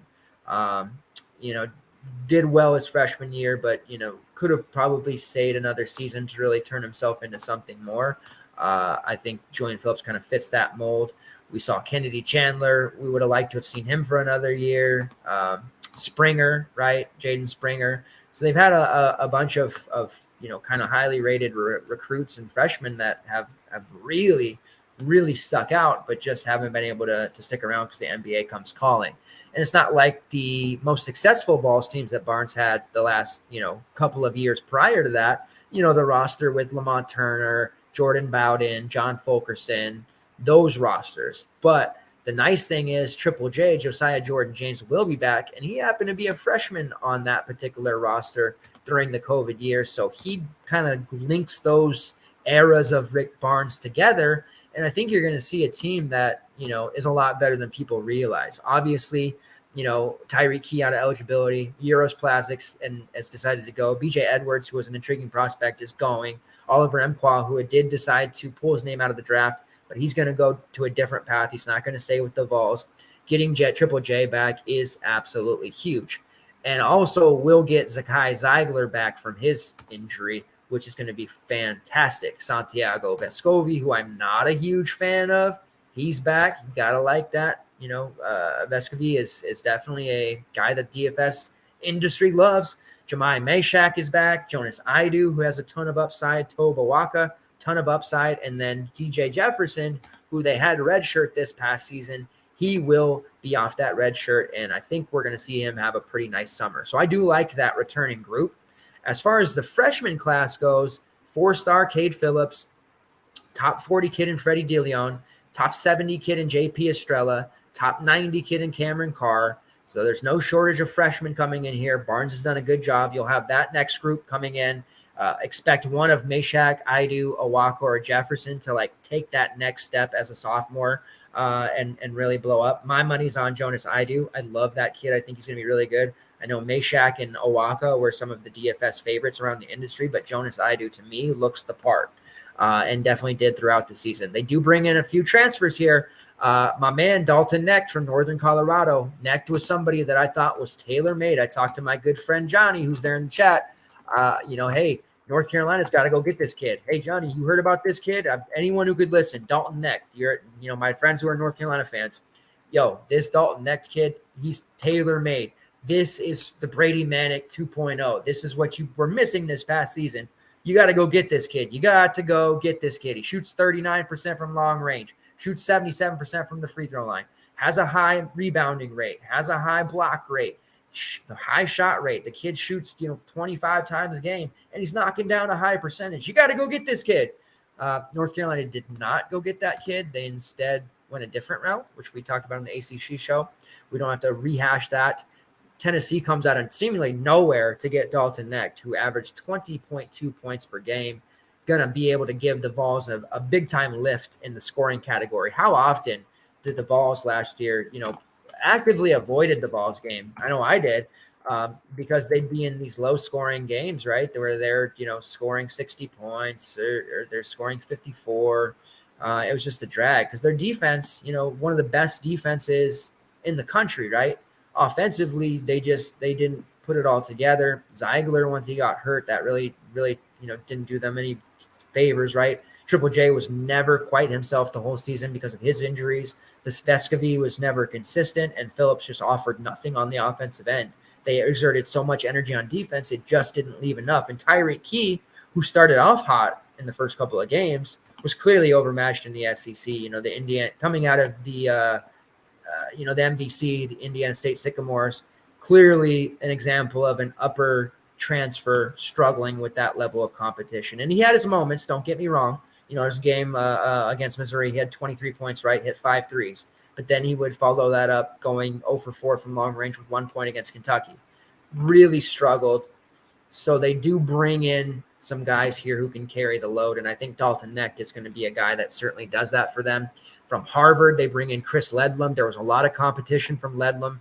It actually seemed like they came out of nowhere for him as well. There were multiple other P5 teams in on Ledlum. 33.5% shot rate, about a 31% three-point shooter, combined rebounding rate over 30%, high block rate, high steal rate, draws high number of fouls, plays a lot bigger than he is. He's listed at 6'6", and I think he might even be a little shorter than that. But played big. Sometimes they rolled him at the 4, sometimes they rolled him at the 5. He could handle it in the Ivy League. Clearly, there's size in the SEC, so they won't necessarily want to be leaning on him to play 5 all the time there at Tennessee, especially when they have Owaka and some of these other guys. But Ledlum is a guy who's really tough. Average, like I said, almost 19 points per game at Harvard. He will lift their scoring as well. And then Jordan Gainey from USC Upstate. Now, I was a real big fan of Upstate. I had a future on them to win their conference tournament, coming out of the Big South.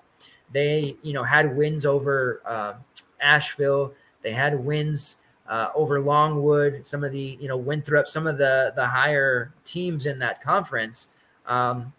and they had the big win early over Gardner-Webb, and they pushed Asheville to the brink, but they couldn't quite finish it. And a big reason why they did what they did was because of Jordan Gainey, who still has several years of eligibility left. I believe he has 3 seasons left if he should take them. So this is actually a really nice get from Tennessee as well. Gainey kind of played the off-guard role, 31% shot rate, 34% three-point shooter, high steal rate. Not much of a rebounder, not much of a passer, but I think he will be the one who directly comes in and fills that role left behind, or the role that they wanted Tyreek Key to play. Now, I know what you're saying. Well, Tyreek Key couldn't handle that upper tier competition in that role. What makes you think Jordan Gainey, coming in from USC Upstate, will be able to fill that particular role?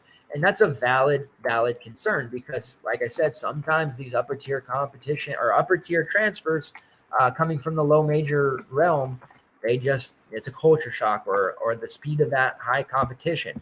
You look at Tyreek Key, let's pull it up. He went from 17 points per game at Indiana State to the very next year scoring 8 for Tennessee. And that just shows you that level of competition and how different it is. I mean, he was even averaging almost 5 rebounds per game in the MVC.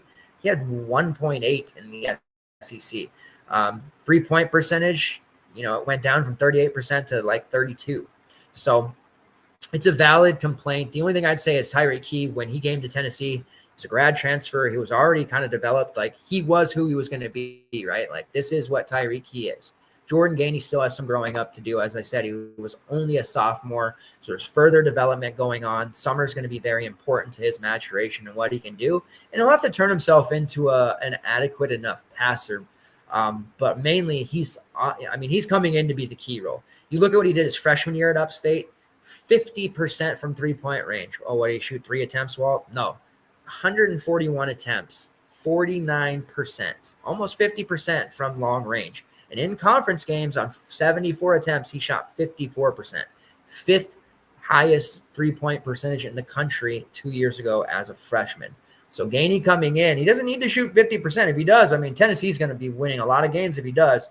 But if he comes in and shoots 40%, they're going to be winning a lot of games regardless. Now, his three-point percentage dropped significantly this past year. He took 50 more attempts only, and he dropped to 33%. In conference, 34% on 190 attempts. So, 50 more attempts and a significant drop of nearly 20%, a bit alarming. I think that'll settle in somewhere between 38 to 40%. And honestly, like I said, he won't have to play the huge minutes he was playing for Upstate. They'll play him a ton, but he'll be a very clear role player, somebody that has to score. When the offense goes stagnant, they'll look to Jordan to hit some shots. If he gets left open off, screen or lazy defense, he will punish them.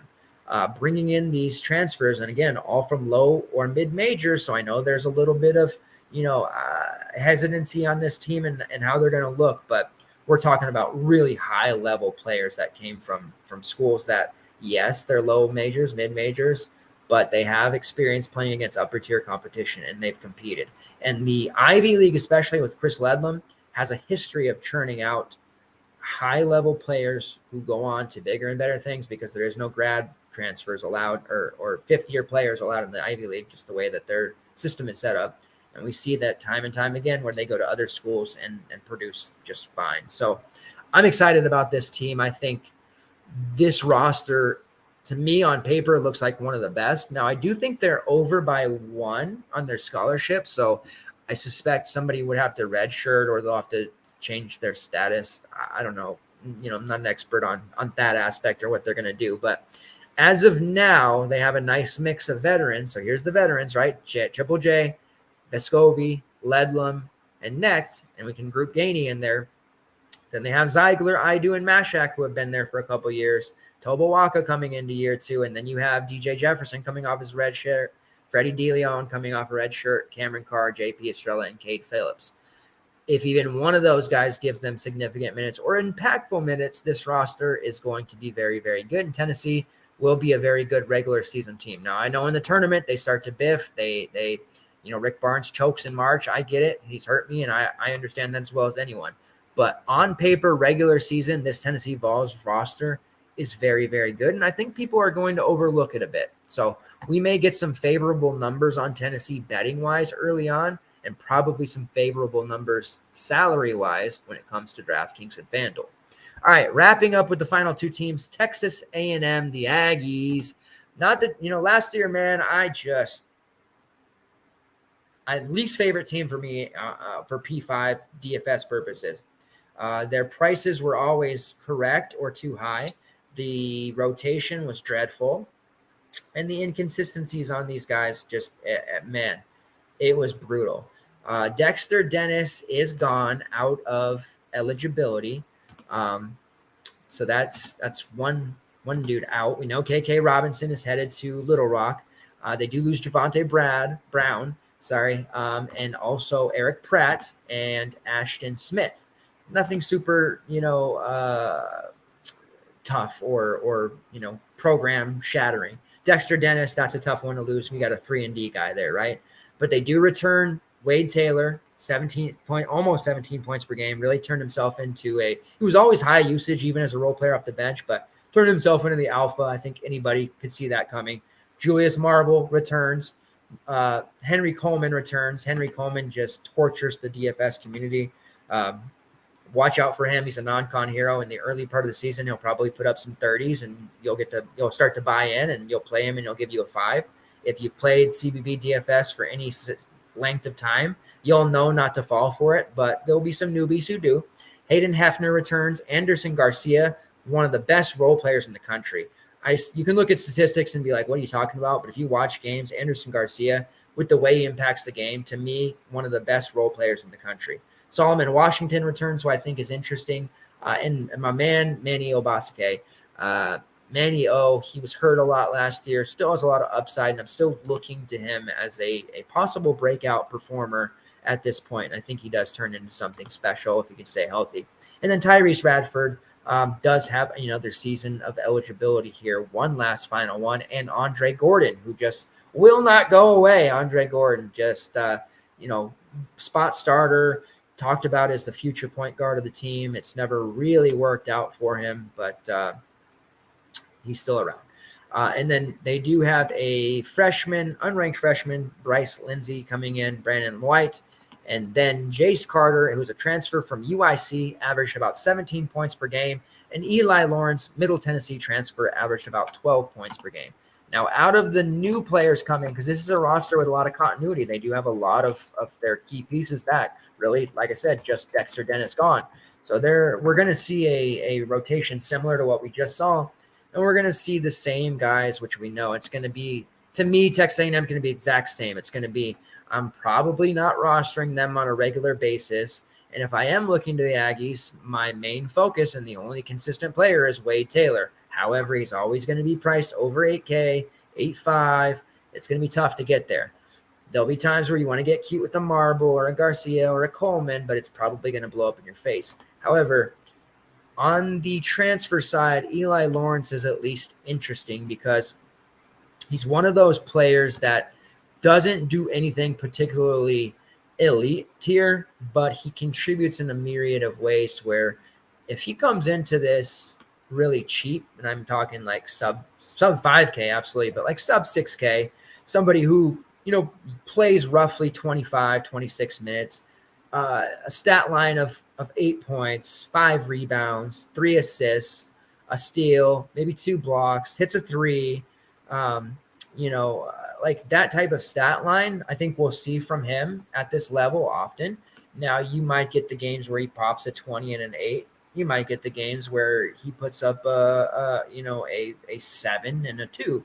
But the thing about him at his last year at Middle Tennessee, especially in the last 2 months of the season, he was very consistently churning out these 8 to 10 point games, these 4 to 8 rebound games, and these 2 to 5 assist games. And then he would add whatever steals and blocks he could get, hit a couple of threes.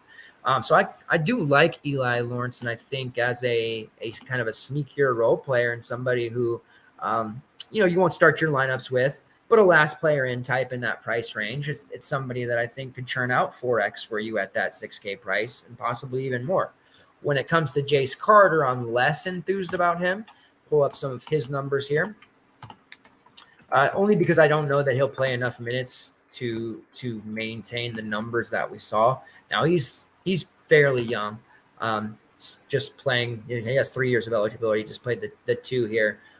His freshman season, he shot about 40% from long range. That dropped to 30% this past season because his attempts went from 68 all the way up to 173. His shot rate went from 18% up to 26. So he took a lot more of the usage. He played a lot more of the minutes, 82% of the team's minutes after playing about 44 as a freshman. Really good anticipator. He racked up quite a few steals during his time there, and he actually showed out as a rebounder. Combined rebounding rate his first season of 25.3%, and in his second season, he was right around 23%. In conference, that number set at 26%. As a 6'5" kid, only like 200 pounds. So, all about angles and skill set there when you're rebounding at that level. But he's somebody who I think I just don't know if he'll be efficient enough and play enough minutes to really matter.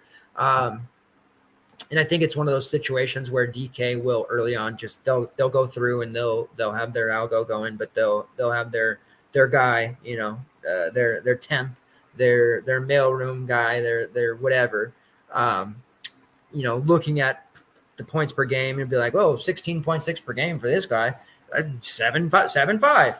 It just won't be usable at that price. If it comes into it where they're like, Jace Carter from UIC, who the hell is this?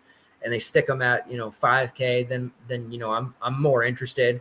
If they do something stupid and put him at $3K, then I'm really interested because he's, I'm expecting 15 to 18 minutes for him. We'll see if he ends up getting more. Even with Dexter Dennis gone, I just think there's a bit of a logjam there for him at that position. Especially if Manio gives them any kind of healthy minutes this year. Anderson Garcia is going to be obviously in the mix. Let me pull it up. Solomon Washington, who a lot of people like and talk about often. He's, going to be in the mix to play some minutes at the 4. Hayden Hefner is going to play some minutes at the 4. So there's a bit of, and Tyrese Radford still there taking usage. So there's just a lot of guys at his spot that worries me a bit for his actual usage, production, and viability.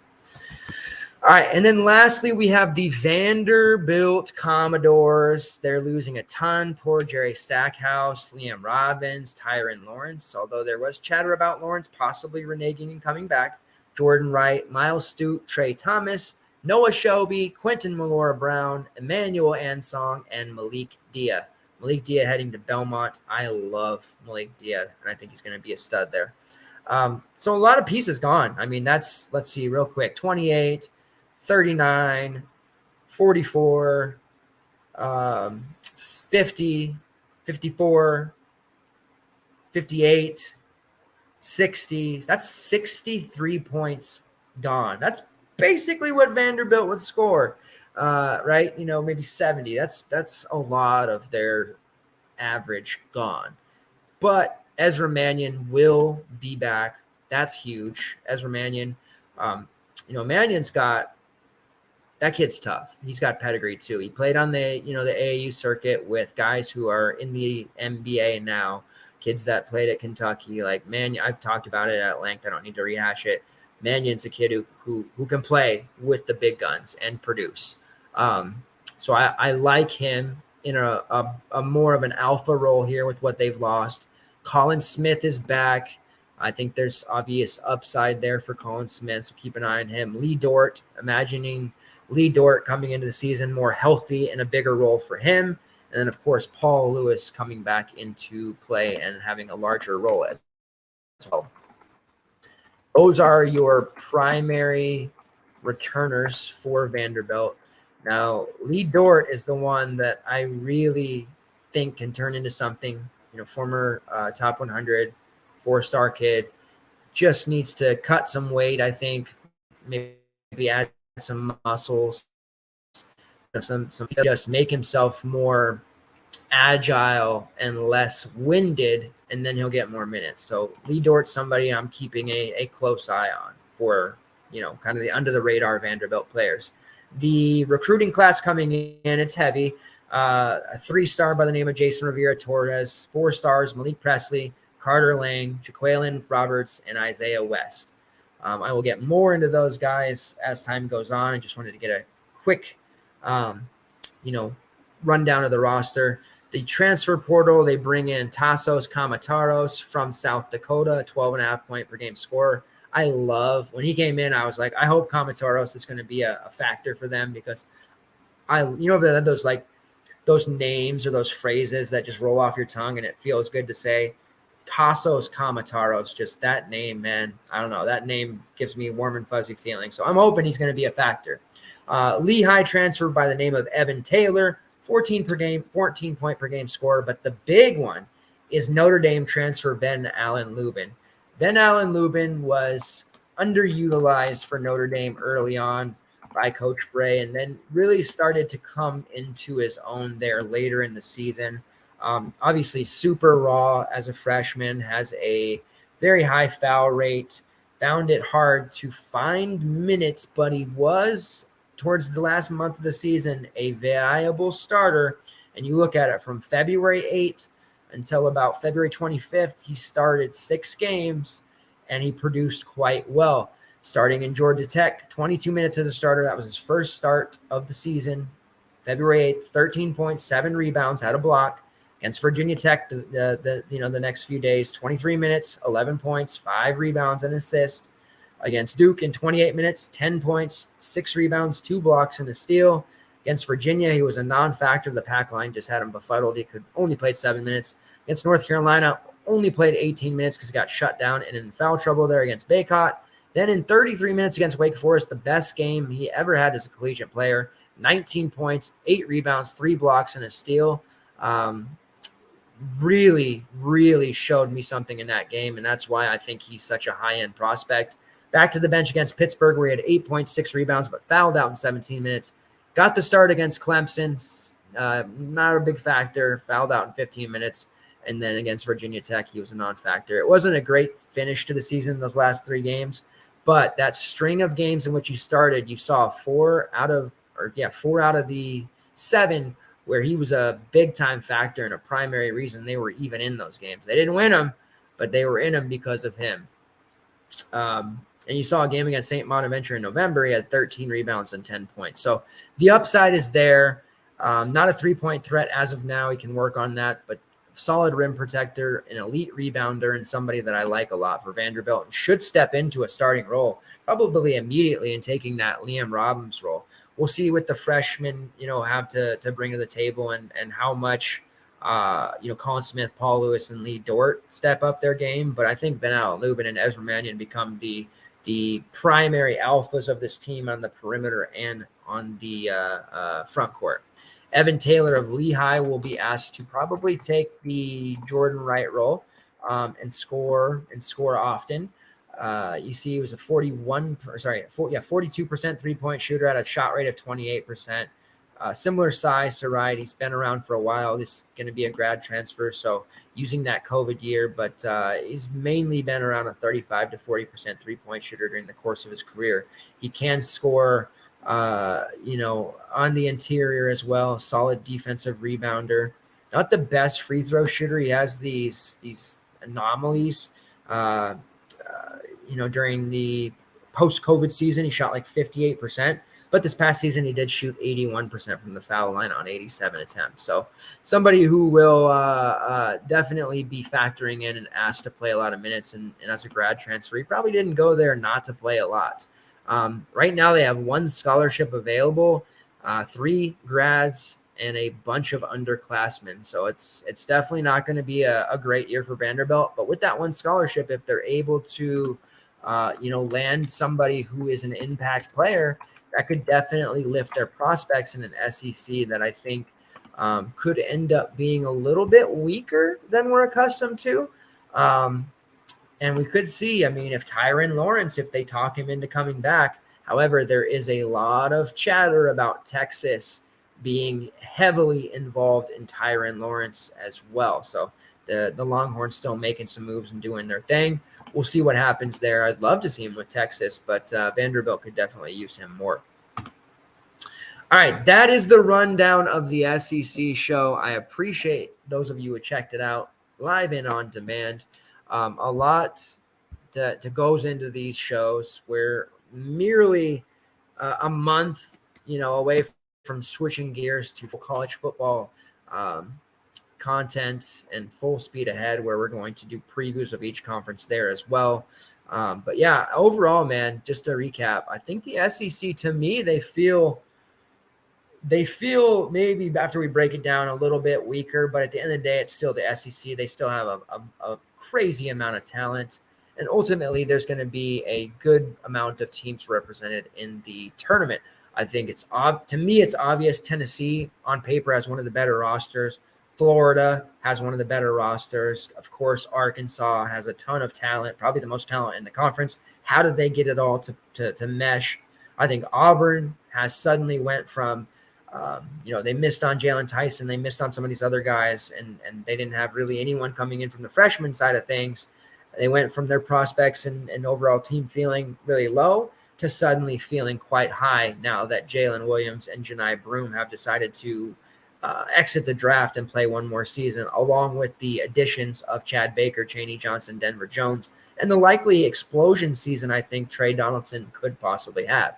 I think Alabama has the upside to be one of the better teams. They have the downside to be one of the worst. Kentucky, they're in trouble. And then teams like Missouri, Mississippi State, LSU, I think are intriguing. Ultimately, probably going to be mid-tier at best, but they definitely have pieces. But overall, like I said, this roster has a lot of parity. I don't think we're going to see, like some of these we saw a top-heavy ACC, for example. I don't think we see a top-heavy SEC. I think we see 6-7 teams who can really beat each other up, and maybe it turns into a Big Ten situation where these teams just beat each other up throughout the conference, and because of that and a high, metrics, they end up sending a lot of teams to the tournament. Because it would not surprise me to see a team like a Mississippi State or a South Carolina perhaps win more games than expected and churn out some sort of tournament appearance. Team you don't want to sleep on, Ole Miss. Team you should probably be scared of, but you're not. Kentucky.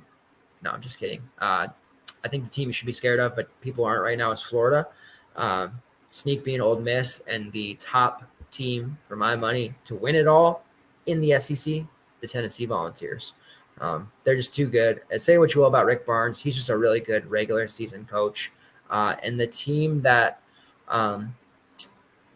outproduces expectations, South Carolina. I think Coach Paris will have those guys winning ball games there and surprising folks. So we'll see. Typically after these shows end, lots of moves happen. So there'll be something that shakes it up. Most of the teams, as I want to harp on, have no scholarships available. Just a quick rundown: Vanderbilt with 1, South Carolina with 1, Kentucky with 4, Florida with 3, Auburn with 2, Arkansas has 1, and Alabama has 3. Everybody else is full or exceeding. Next week, we'll be back to talk more college hoops, transfer portal, coaching changes, all that good stuff. We'll finalize any, last-minute draft declarations that came back that we weren't able to cover today, and really just kind of button up and start to wind down the offseason. And I also want to get a chance to talk about the exhibition / foreign trips that teams are taking, and teams that I think we should pay attention to and really, track and follow, which will give us additional insight to how the season's going to go, rotations, breakouts, all that stuff, and give us a leg up on the rest of the field. So thank you, everybody, once again. Having a great time doing all of this. Let's keep absorbing this information so that when the season gets here, before you know it, you'll have all the information needed to absolutely dominate the rest of the industry. Thanks, everybody. Take care.